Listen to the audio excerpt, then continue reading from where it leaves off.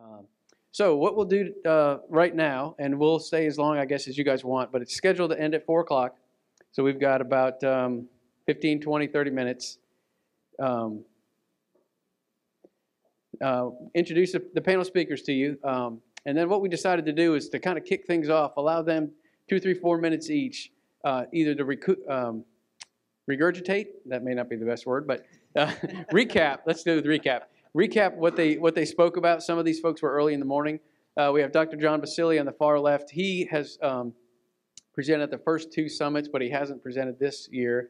So obviously he can't recap what he's done. So either recap what they've done or share another idea that pertains to what they spoke about or something that hit them during the summit or something that's near and dear to their heart. So I'll ask you guys to start off with your name, what's your agency or organization affiliation, and then we'll give you a couple minutes each. I guess maybe we'll start from the left to right, Dr. John Basili. After they've kind of given their recap, maybe we'll just ask the panel to comment on each other's ideas, and then we've got some questions up here, and we'll take questions from the floor depending on how much time and interest we have. We don't want to hold you too long, but we also want to take advantage of this knowledge up here. So with that, we'll start on the left, Dr. John Basili. Again, please say your affiliation, and then we'll give you a couple minutes. Great, thanks. Can you all hear me? Sounds like you can. John Basili with St. Johns River Water Management District, the Division of Operations and Land Resources. I've just got a couple of issues I'm going to throw out that came to mind when thinking of the topic of wetlands and opportunities. The first is loss of habitat due to succession of plant communities from more open areas to more shrub or cattail dominated systems. And we've done a great job with land acquisition in this state, made big investments, achieved a lot of our goals, our environmental goals, by acquiring land. But without certain management activities, we don't realize the full ecological value of those properties. We've done a really good job with fire, despite all the constraints that we have when using fire. But I feel like there are a lot of opportunities out there that exist to increase the ecological value of land if we actively manage them in a manner, actively manage restored wetlands in a manner to keep them in an early successional state. Hemi-marsh type condition with kind of equal parts open water and vegetation. I'm excited about a lot of the opportunities and partnerships that we're developing at our agency with many of you in the room. The Fish and Wildlife Commission has come to us with lots of great ideas and enthusiasm to help us with this particular issue and others. Patrick McCord, Steve Rockwood, Bruce Yeagers, Joe Benedict. We're collaborating on several projects, Ocklawaha Prairie, Pine Meadows, down at Broadmoor, Orange Creek, and possibly Lake Apopka as well. So a lot of good partnerships there. Other opportunities such as with United Waterfowlers, John Hitchcock and his folks, they're helping us explore opportunities to harvest some of these shrubs out of these wetland systems to use as biofuels, and that's another exciting thing. So that's the first issue, habitat loss due to plant succession in these restored wetlands. Second issue quickly is just something kind of near and dear to me, as Joe was mentioning, and it's the relationship between duck hunters and bird watchers. And both groups are really passionate about wetlands. Both groups have very similar goals. They want to see habitat managed to benefit birds, and they want access to recreate. Common theme with both groups. And from my perspective in a decision-making area with a natural resource management agency dealing with stakeholders, is when these two groups come together and work collaboratively, it is a powerful constituency to affect things on the ground. When these two groups are fighting, either in public meetings or in printed media, it creates a much less productive environment to achieve things on the ground. So those are just two issues I just want to throw out there. Thanks. Again, my name is Mike Britt. I'm the Natural Resources Division Director for the City of Winter Haven in Polk County. And I guess partly to summarize, I just spoke, so I have a little bit of an advantage there. But my opinion is that today's rules and regulations and policies are not really adequate to carry us forth into the future to meet what I believe our expectations should be related to water and wetlands and those kind of things. So I hope I provided some thoughts on maybe how to go about doing that business, but also I think as stakeholders, people in this room should be expected to be heard and to make their opinions known as to what those expectations are, what systems used to function like historically, to provide some of those answers. And our state agencies and people making management decisions, they have to be in the position to fully listen to those stakeholders. And if that's not happening, then we need to affect that change right away. And my opinion would be that it's not happening to the extent it should be. So let's see, I guess I'll stop right there. I think, well, let me think. Things like nutrient criteria are a hot topic these days, and there's a lot of focus on local governments, especially using like stormwater permits that are federally issued that we're being forced to treat stormwater and do those kind of efforts. But the first priority has to be to get the water right, and I think that trumps nutrient criteria, minimum flows and levels, just all these other regulatory approaches we have, and how we permit future growth and development has to answer that question. What does it take in that location to get the water right? So I will end on that. My name's Christopher McVoy, and I spoke on Everglades restoration, and particularly on what the original conditions of that system were like, how they differ from what it is now, and what guidance that gives us for restoration. But actually, I'll put my other hat on, and as a city commissioner, I'm very interested in some of the things that I heard in Mike's presentation and in John's comments also and I guess I'm colored a little bit by being in the heart of urban area in South Florida, where we're not as we don't have as much open space as you've got up here by a long shot. And I'm interested in how do you keep an informed citizenry that come to meetings and speak out to local government officials and demand. And I was particularly intrigued by Mike's curve, where he shows wetland condition from original condition, and then it declined starting in the 1900s and maybe leveled off a little bit later than that. But we're headed downward, and unless we change our policy, we're going to continue downward. And I think he's right on the money with the concept that many people figure sustainable as well, hold it where it is now. And I think a lot of us in this room would say, no, that's not right. You need to actually bring a lot of that back upward. But how do you get that feeling and that knowledge in a widespread chunk of the population and get them to speak out and tell their elected officials, look, this is something that's important to us? Because I can tell you, as an elected person, all I hear is numbers. We don't care what it is, just, we don't want to pay more taxes and we want more services. And we need people who come and speak knowledgeably and say, yes, we want a landscape ordinance because it ties to wetlands or because it ties to nutrient criteria. And that is so important in good governance. So thank you. I'm Lawrence Glenn. I'm with the South Florida Water Management District, and I spoke about Kissimmee River restoration. I have two things that I would like to speak to, and one is we're so lucky in this country to have organizations like this one we're here today and have people that can speak their mind and speak their mind to their elected officials. We just had a scientific delegation come from China, and they were talking about restoration of a lake that they're doing over there. And we were asking, well, you know, what do you do when, you know, how does your public get involved? And they're like, They what? looked at you funny. Yeah, they're like, what do you mean, how's your public get involved?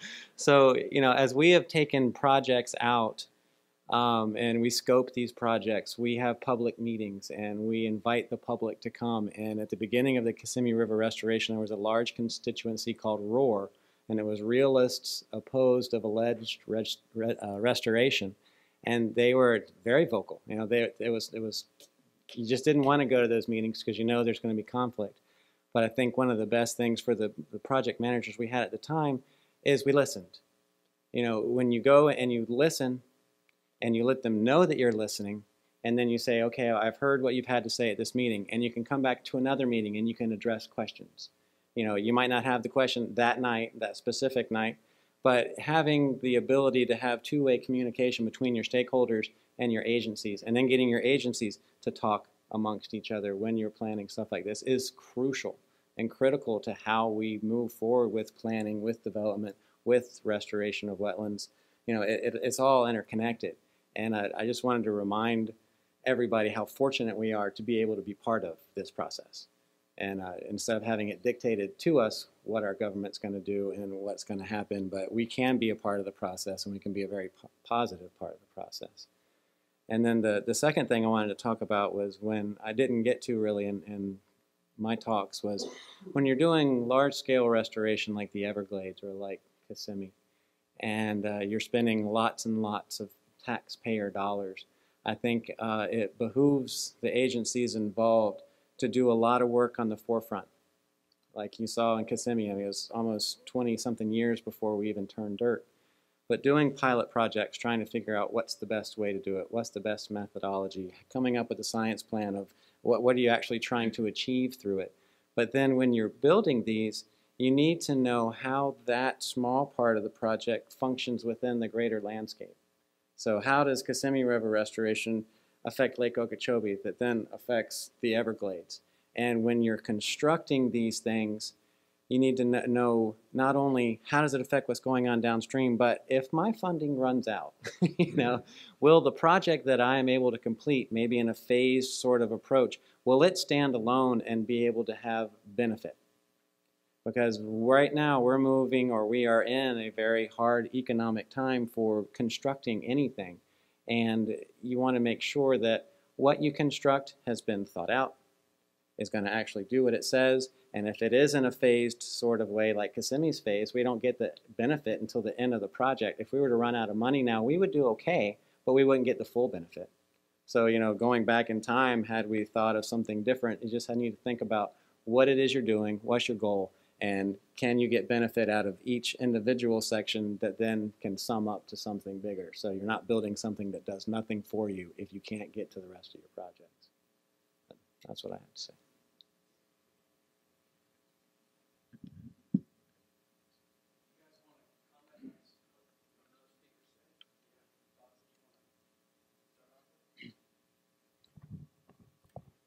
One quick thought is, I think it's interesting as we listen to the scientists and people that have so much knowledge about these systems. As we listen to them speak, you know, it's interesting to kind of hear people talk that have the knowledge and have provided that leadership.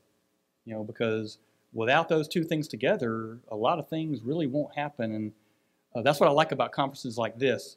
You know, as you gain knowledge, there's something that's called the curse of knowledge. I don't know if y'all have ever heard that term, but the more knowledge you gain, the more responsibility you have to use that knowledge. And so I think as people leave here with some added knowledge and maybe some added momentum, that you feel compelled to use that to further additional change and those kind of work. Because not everybody that has the knowledge, and especially in a state agency or city government, is really authorized to use that knowledge to affect that change. And there's a big difference in that. And I think it's worthy of note to recognize that difference, because there's probably people that have spoken today that would love to have that opportunity to go out and advocate for things that maybe I have that opportunity for that they may not.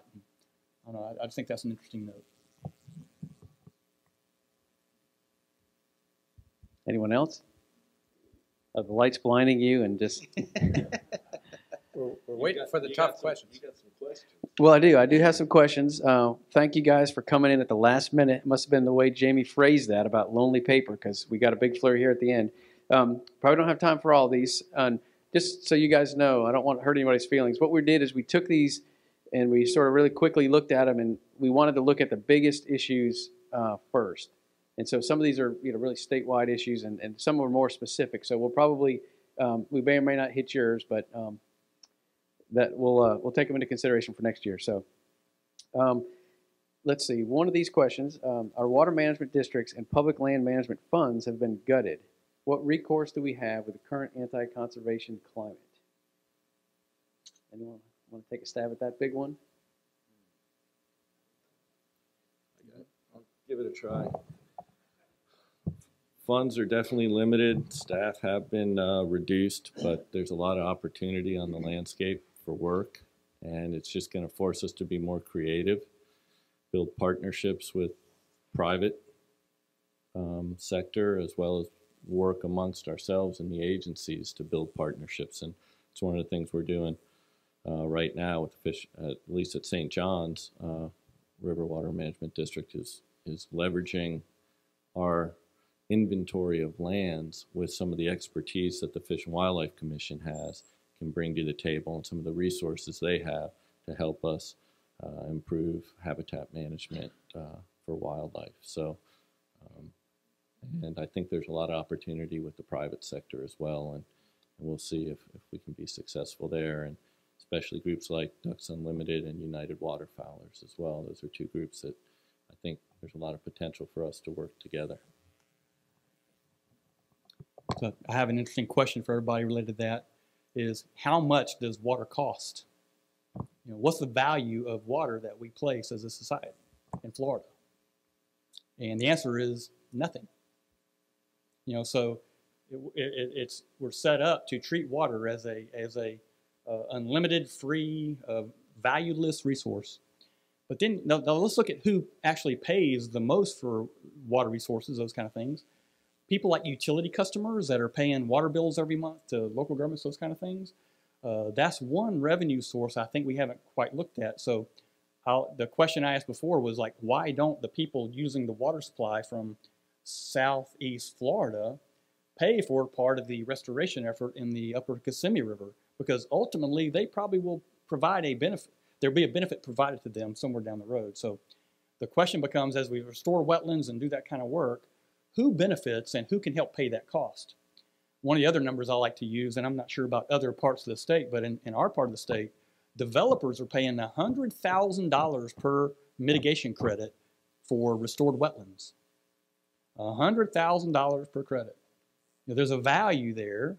So future development, as it comes along, could help pay for that restoration by mitigation credits. It doesn't work that way today so much, today's mitigation banking structures a little more formal than that, those kind of things. But at least I think it's something to think about in the future where we are.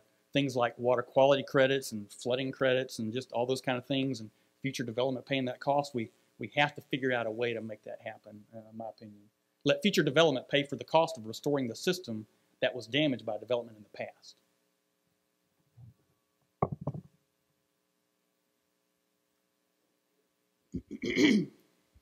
Check.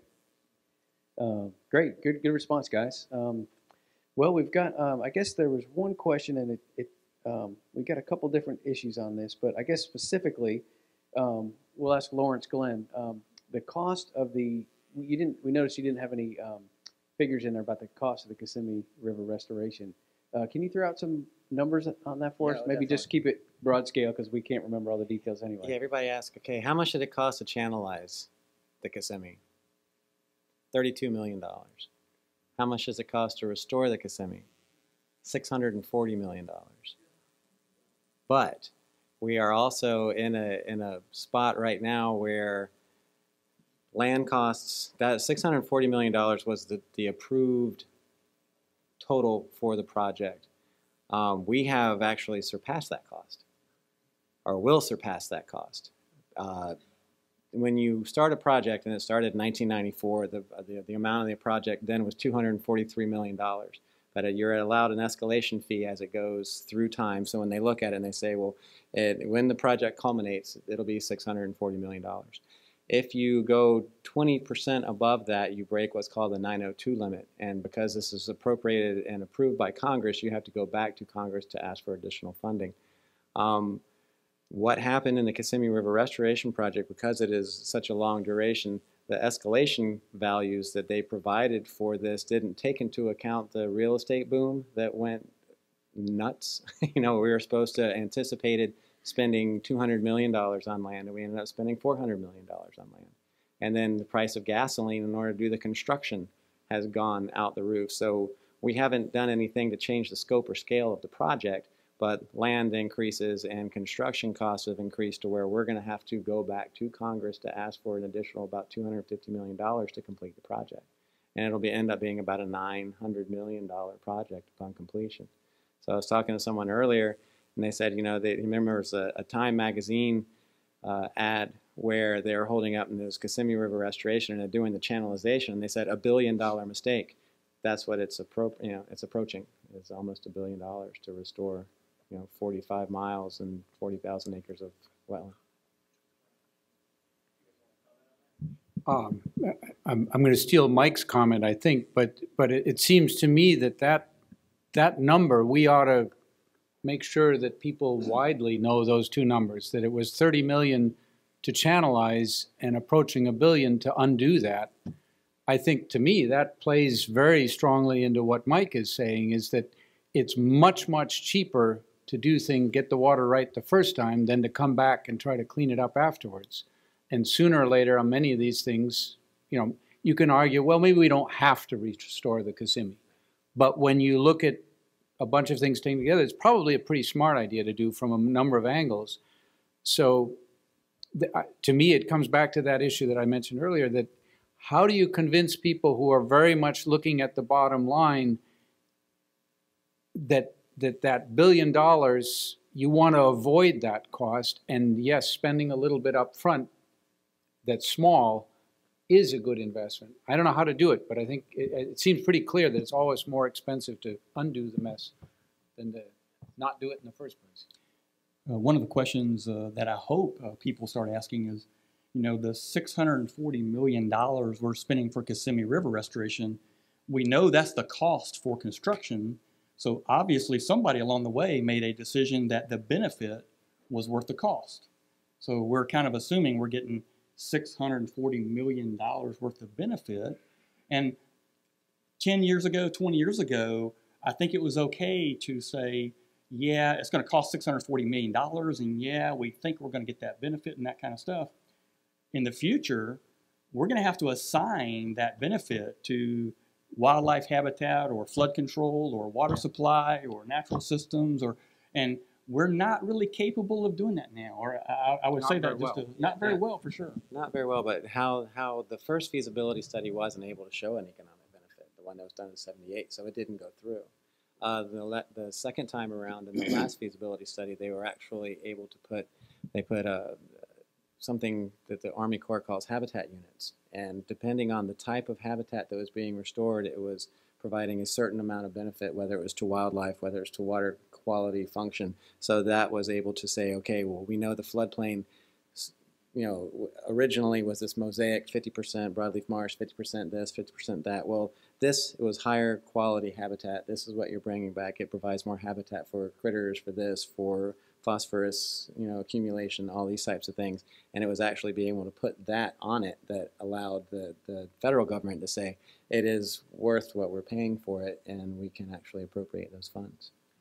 Let me ask just a general question, like from a water supply standpoint, was that ever a factor in the benefit analysis? Or? Water supply at the time was not, because this was back before the upper chain of lakes was as urban as it is, and before they had as much encroachment and need, you know, demand in the area. So no, it wasn't. And all federal projects now that are doing restoration in Florida, surf and everything, they have to have a water reservation associated with it. If you are doing restoration for wetland, you have to have the water reserved in order to get that benefit. This predated that type of demand, so the Kissimmee River Restoration Project, almost $1 billion, does not necessitate a water reservation, and it's something that makes us, you know, a little leery as the chain of lakes is really looking to surface water in some aspects for augmenting their water supply. And you're like, wow, you know, we may have built a project that can't achieve the ultimate success because we don't have the water. So that's something that we were going through the water reservation process and we stopped, but we plan to bring it on again, and we're working through what's called the Central Florida Water Initiative, which is between St. John's, us, Southwest Florida, the utilities, all the stakeholders, to say how are we best going to manage water, because all of the districts line up right across the center of the state. And it's where the tremendous amount of growth is occurring, and we're trying to take a very smart approach collectively on how are we going to use water, how are we going to use water to benefit water supply, natural systems. You know, so it's a great forum right now where all these different entities are really trying to do smart growth and protect water resources. Great, thanks. Kind of a follow-up question, I think. I know Dr. Vasily presented the last couple of years on Lake Apopka, and he's got some acreage dollar figures for costs. And I wasn't sure, Dr. McVoy, if you had figures for Everglades restoration costs. It's just kind of a comparison out there. Maybe I'll give you some time to think about that. John. I don't have costs. I can barely balance my checkbook, but I mean the costs are large. But Just for CERP? yeah, Yeah, Everglades restoration, you know, back a couple years ago when I was looking at it, was $7.2 billion. right, that sort of range. You know, it was $7 to $8 billion that they were looking at when they had the 40 projects that were going to move forward. And then the district moved forward with 8 of the critical projects they believed were necessary to really get us jump-started before the Army Corps, and that was called Accelerate. So they started building those 8 projects. And now they're looking at, well, those projects were really along the periphery and in the seepage area and all that. And they said, but we really haven't done anything in the central Everglades yet. So now there's an initiative with the Army Corps going forward to look at central Everglades restoration and try to see what can we do, especially with the flowway that you showed down through the state of, you know, well, God, it's a lot of money. This goes back to my idea of if you're building all these different little components, they need to be able to work, you know, by themselves in case something falls apart. But, you know, if you're building it collectively, it's hard. I mean, it's hard, and that's why the costs are so high. And why it takes so long, because it's so complex. And if something does happen with funding, then critical projects might not be built that allow you to get that ultimate amount of benefit. So it's a very, very difficult road with CERP compared to Kissimmee River restoration, just because it is that much larger and that much more complex with a lot more moving parts. Great, thanks. How about Lake Apopka? Just maybe refresh those of us that were here or that weren't here the last 2 years. Cost per acre. Total cost for restoration, that's... And then maybe some of your funding sources. I can just give you the big picture at Apopka, which includes the 30,000 acre lake and the 20,000 acres that the public acquired on the North Shore. 20,000 acres that were acquired, you're looking at about $120 million, maybe a little less, just for the land acquisition, less than the Kissimmee work. And then when you factor in all the research, the pilot studies, the remediation of the pesticides, so the pesticide research to help us figure out how they behave and how to remediate, all the nutrient management issues, staff, you're looking at another $60 million. So we're at about $180 million invested so far to restore what I would say is a 50,000 acre ecosystem. So it's that 3,000 an acre or more. But that's the whole system. There's a question here. What's the latest information on the North Shore, Lake Apopka, and are there any new developments due to Senator Altay's efforts to get more done as soon as possible on the lake restoration? Do you have any thoughts or comments on that? What was the first part? What's the latest information on the North Shore? North Shore. And then are there new developments on the North Shore because of the Senate appropriation, or the congressional appropriation? The congressional appropriation, I believe, is close to $5 million, and some of the Fish and Wildlife Commission folks may be better able to answer that because they're taking the lead. Most of that work's going to be done in the lake itself. some dredging projects to deal with access and muck issues, some planting efforts to increase the submerged aquatic vegetation. I don't believe any of that appropriation is going to affect the North Shore properties themselves. It's all that work's going to be done in the lake proper. New developments on the North Shore are recreation activities that are starting to increase out there. We did evaluate ducks. We talked about it last night for their appropriateness for human consumption when making our decisions on whether or not to allow hunting on the North Shore. And unfortunately, at this time, the ducks have levels of, we did find residual organochlorine pesticides in the ducks at levels that were quite a bit higher than our control sites at TM Goodwin. And we had and it's the same organochlorines that occur on the North Shore, toxaphene, dieldrin, DDE, same players.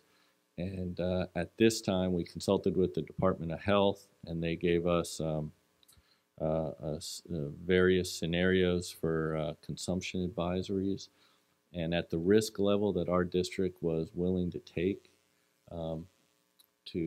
for human consumption, we were comfortable with a very conservative risk level of carcinogenic effects at 1 in a million.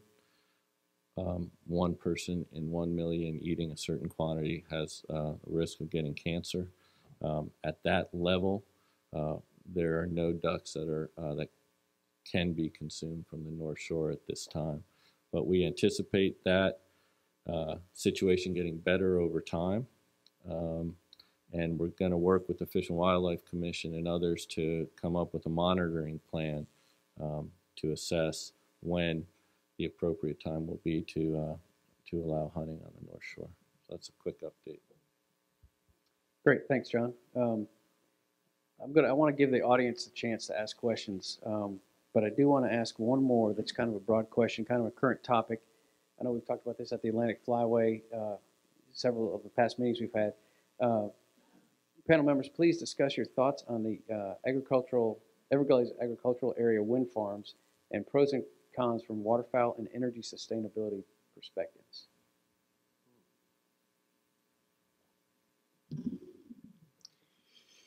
Well, I'll probably get into all sorts of trouble, but I'll jump out there. One of my interests besides wetlands is energy sources, and I'm extremely concerned and have been for many years with climate change and carbon dioxide loading to the atmosphere. So I am very interested in low carbon footprint sources of energy, because I mean my first interest, and I do that as Lawrence can probably attest, I do that at a personal level of trying to reduce my own footprint as much as possible, but I recognize that I don't think the will for conservation is really out there yet, and I think we need to do a lot. So I would much rather have solar than some other things, but I think we have to balance the downsides of whether it's natural gas, fracking problems, whether it's coal mining and CO2 problems, with renewable sources. I keep bugging all the people that I talk to. I talk to Audubon a fair amount, and they're very concerned about the wind farms also. And I say, is anybody doing research on how you keep birds out of these things? There's got to be some way that you can keep birds from getting into them. I don't know what, nobody's given me very good answers, and maybe there isn't any way, but I'm not, I mean, obviously I'm not crazy about the downsides, and it's both birds and bats. I'm told that it's a problem, but I feel very pushed up the wall, and right now we're in the process in my city of buying wholesale power, and everybody's concerned about the cost. They want it to go to increased natural gas source, which is fine, but that has a carbon footprint. It's got a fracking problem. You know, I think the problem that we're faced with is that there are no, you know, everybody happy answers. Everything that we do has a downside to it, and no, you know, we want power. So that's where I fall on it. It's a difficult position to fall under. and I'm open to insights on it. I have just an interesting thought, but the energy crisis, global warming, those kind of things is very much global and those kind of things. And I'll just make a point that my opinion would be that water resources is the only element like that we can define at a local, landscape scale. You walk out to a river, it's low, okay, something's wrong, it's not sustainable. You walk out to a lake, it's green, it's not sustainable. So I just kind of, the global concept of energy and, air quality, all those kind of things is all wrapped in, but water is us. It's local, it's stakeholders, it's on the ground kind of thing. So I just think that's an interesting distinction to make. Great, thank you. How about some from the audience? There we go. Go ahead.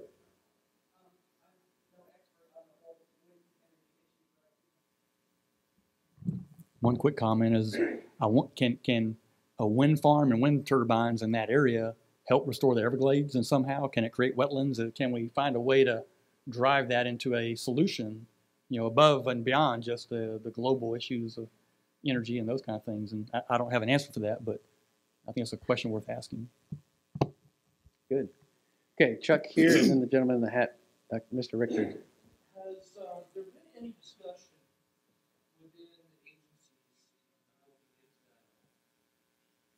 I'm going to grab the microphone because I want to stab at that before the Water Management District guys kind of get a hold of it. But I would say that mitigation banking is a very highly politicized, power kind of structured activity, and that the Water Management Districts, in my opinion, excuse me if I'm getting that wrong, but they're very much on the edge related to that because mitigation bankings are a private kind of solution. The governor, the people like that like those kind of solutions. The mitigation bankers have guided that into an area that certainly benefits them. The map that I showed about the proposed Polk Parkway looping through my watershed could generate somewhere in the neighborhood of $100 million worth of mitigation credits. The DOT wrote a letter to the governor saying that when we have to buy those mitigation credits, we're going to buy them 50 miles downstream in Hardee County. And, of the money that we need to do that work in our watershed area, it's insane to me that we would consider transferring those benefits and those credits downstream somewhere else where they don't do even half the good, in my opinion, that they would do in the upper part of the watershed where we need it the most. So I don't know. There may be another answer to that. Yeah, I think it's for the water management districts. It's a political quagmire. You've used public monies to buy lands. As we were talking about last night, a lot of the water management districts, now that we're all in financial straits, we have lands that were bought for projects. We have some lands that could probably be surplused. The question is, are you allowed to use land that you bought using taxpayer dollars to generate new revenue? I think that would be something that have to be taken to the legislature, but it provides a very interesting thing in that you've already spent the money for that land. If you could then use that money to augment the money that we are not getting now because of new legislation to do restoration projects within that district, personally, not with my district hat on, I think that's a tremendous opportunity. But that's something you would have to vet through the public, through the stakeholders to get that sort of opinion. But I think it's legislation that would be very worthwhile in pursuing, because I think it would help a lot of the projects that we're finding we don't have funding for, that could be a source of. And like I said, it's money that's already been spent, but will the taxpayers who paid for that money allow that to occur rather than wanting to have some type of proceeds back to them? But then you would often, want to sell the part of, does this help get the water right? Does this help with what's going on with growth? Does this help you personally? And if you can put that benefit on there, you would probably have a much better, ploy to take to Tallahassee.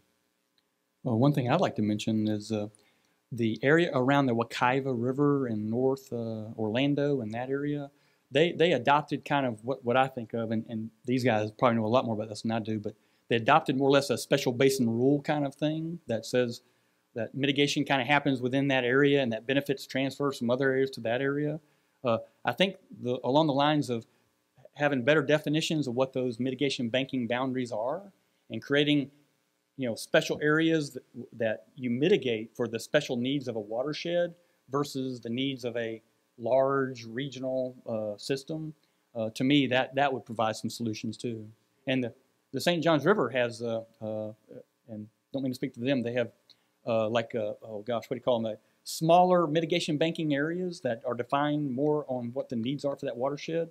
To me, I think that's a good model to be looking at in the future.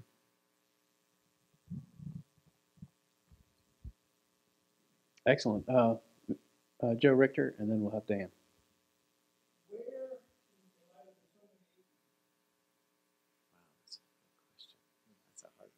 I've spoken too much already, but I would love to take a stab at that because, let's see, you want the long answer or the short answer? When the watershed area that the city of Winter Haven is kind of doing work in is about 3 times larger than our city limits. So I get the question a lot. It's like, okay, Mike, who gave you the authority, to do that work in that watershed that's bigger than just the city? And the answer to that question is not, I'm a city employee, I'm going to do that work. The answer to that question is I'm Mike Britt, I live in that watershed. That's my watershed, and I'm just not going to let that happen. And I think when you come to that conclusion that that watershed might be yours or yours or yours or yours, and that we don't push that off onto a regional or state agency to apply their regulatory authority, then those answers start availing themselves. And for each individual, that answer is different, I think. But when that answer becomes, it's not a regional agency's job, that it's my job personally because that's where I live, that's where I hunt, that's where I fish, and that's where I paddle, then the solutions to those questions become different than they are today. So I would kind of throw that back at you a little bit, and I'd say, if that's your watershed and you care about that watershed, take the time to learn what's going on, learn what the needs are, and apply your knowledge that you gained today. And that could happen in 100 different areas, and there's no true answer to that. But when you start asking those questions and getting those answers, you will get to the point where you understand what that is. Yeah, I think there's 3 different ways you can go with that. One thing is, with a lot of the larger projects that come out, there are a host of public meetings that occur. And being a positive participant in those meetings where you can come with informed kind of judgments or informed information to provide to the group around you is tremendous. And when you talk to the groups that you are in, and you can go back to your group, you can inform them and say, this is what I learned from here. So you've gone from 1 person now to 20 or to 50, and you've informed your local group of whatever club you're in that this is occurring. Public meeting comes up. Now it's not you there, it's 20 of you there saying, this is what I've learned at this place. What are y'all doing? Can you give me more information on that? The more people that you can provide your information to from a public process and get those people involved is going to make a big impact on the agencies when they come, wow, here's a large constituent that's highly organized and highly informed. You become a player now in how we're dealing with stakeholders. You're not the single person anymore, but you're a group that we really need to consider. And that's, I think, a great thing. Definite volunteerism is fantastic. On the Kissimmee, it might not seem like much, but the local airboater group from Fort Lauderdale that would drive up to use the river, we were very concerned when we first went through and bought a lot of the pasture land. There were still posts out there, fence posts. This group actively came out, pulled fence posts, made it available for better sheet flow. There's nothing out there impeding, as we've talked about, but here was a low-cost alternative to removing those fence posts.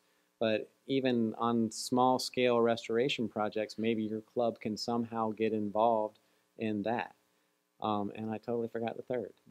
But I think those are 2 ways that you can take yourself from being 1 person to being bigger. And then I got the third. And the third is just staying in tune when something really, really is important and significant to you is to work through your elected officials. You got to make yourself be heard. You can't be silent. And then there again, if you get your group and it comes to an elected official from a group, I just think getting your information that you gain to your stakeholder group and y'all being united is a really good way to move forward. 4:30. I already told Dan I'd give him a question. Let's take one more after that, and then you guys can stick around as long as these guys will be here or the rest of us. So Dan, and then we'll take one more question.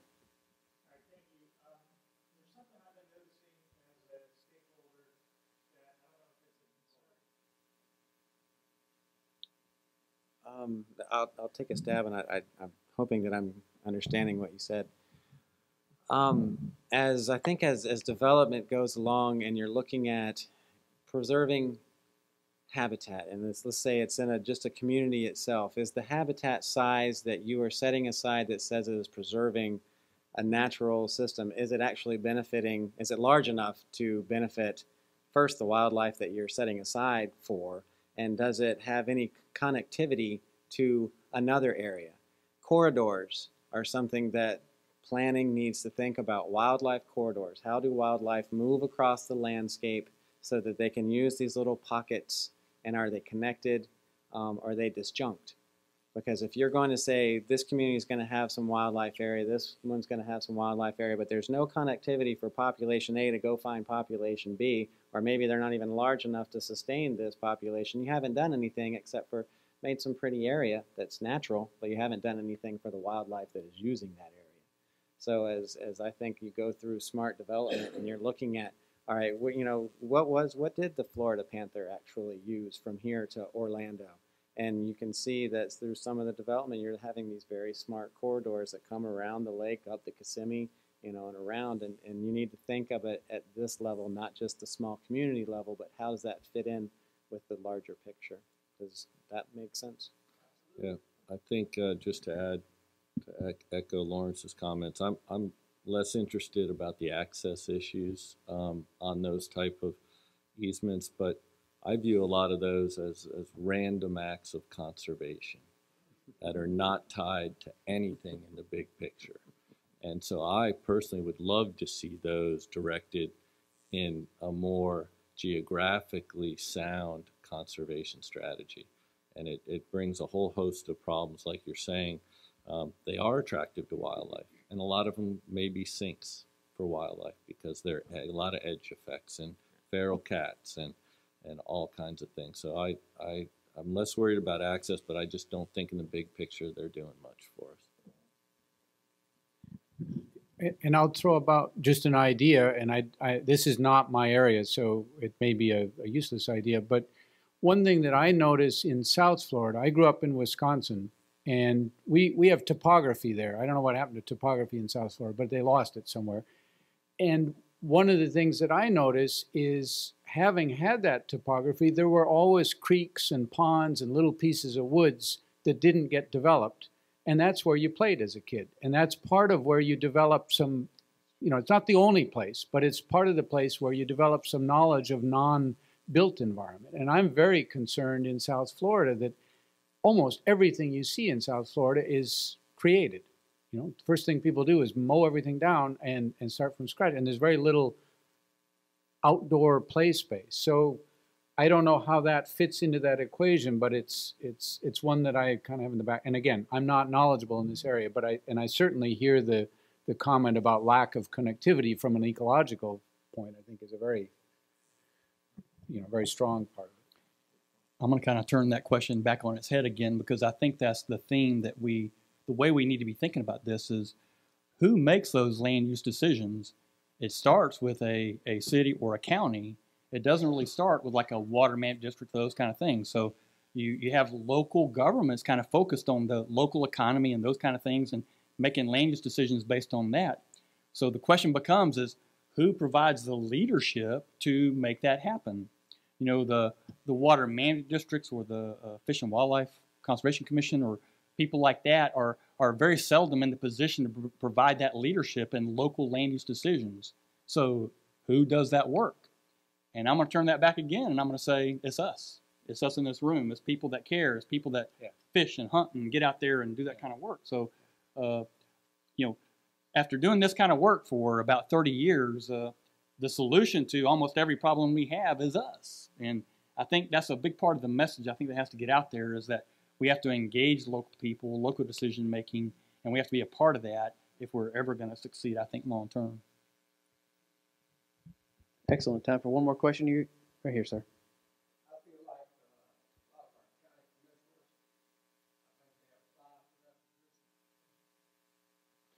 commissioners, I think they have 5 And if I could follow on that, as I'm not a county commissioner, fortunately.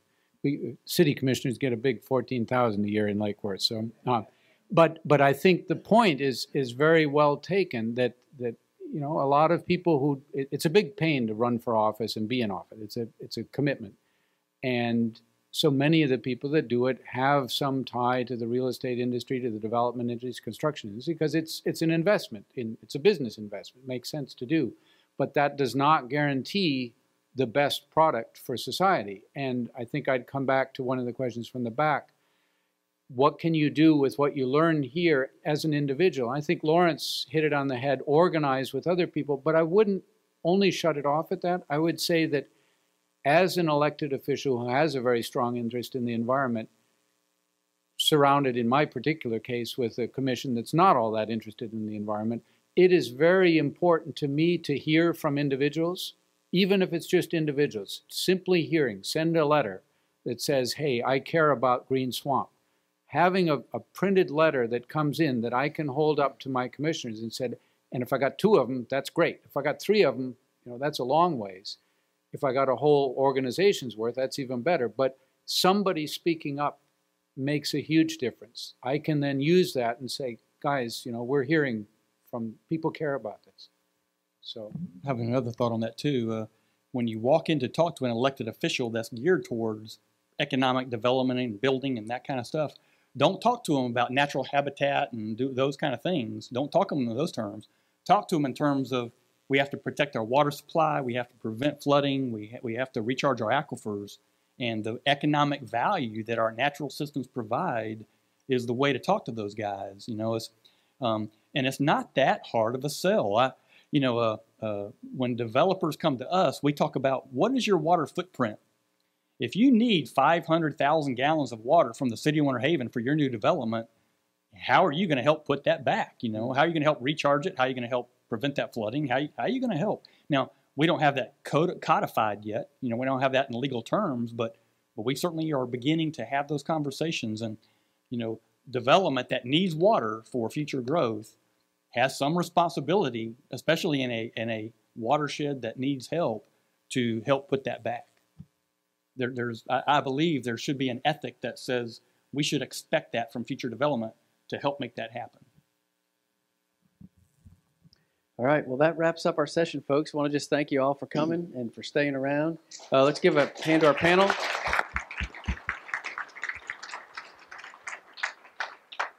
And on behalf of the Fish and Wildlife Commission, I just want to thank you guys for participating. Again, a big thank you to United Waterfowlers. Without all their support, volunteer support, grassroots support, this wouldn't happen.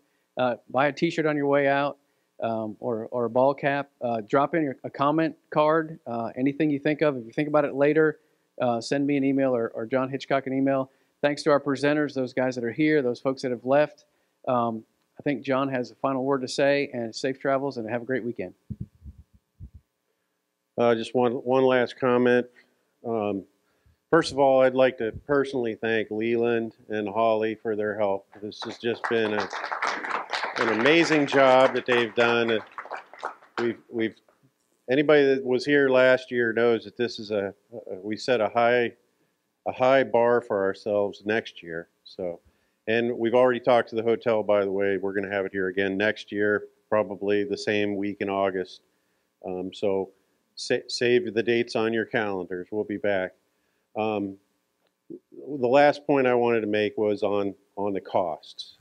And it is my question to ask about the costs of these restoration projects and also reoccurring maintenance. You know, we've all seen today how much these projects cost. And when we, looking into the future, when we figure out how to fund these projects through various mechanisms, through different partnerships, through new trust funds. We need to make sure that the money is going for what it's intended to be used for, and that is to acquire land that is important, connected, and important to our water supply and to the habitat in Florida. Those acquisitions. And secondly, to, you know, as the owners, each one of us are the owners of these public lands when they're purchased. Every one of us in this room, it's our responsibility to make sure that we restore these habitats to as close to a natural condition as we can, not only for the wildlife, not just for duck hunting or paddling or bird watching or anything, but for our water supply. We are the caretakers of this land, and we have to make sure that the money that is appropriated for these projects, set aside for these projects, that a large part of it goes for the stuff we've been talking about here today, restoration and maintenance of public lands, including wetlands. And I thank you all for staying with us till the end, and hopefully we'll see you next year. Thank you.